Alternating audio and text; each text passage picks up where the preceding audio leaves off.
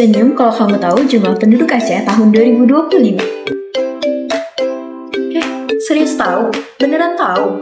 Tahu dong, barusan aku cek data resminya di sini. Berdasarkan proyeksi penduduk dari hasil pendataan Supas 2015, jumlah penduduk Aceh pada tahun 2025 ada sebanyak 5,7 juta jiwa.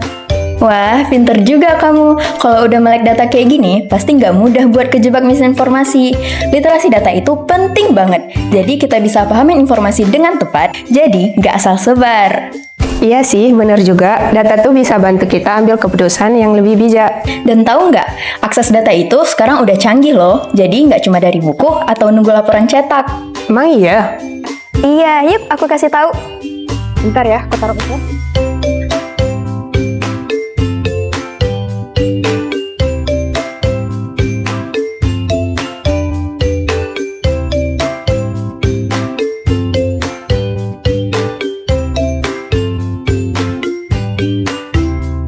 Sekarang kamu bisa akses semua data dan informasi di mana aja dan kapan aja di website BPS.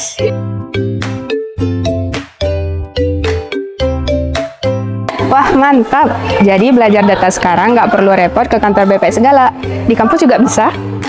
Nah, sekarang kamu tahu nggak hari ini hari apa? Hari Senin. Atau hari ulang tahun kamu ya?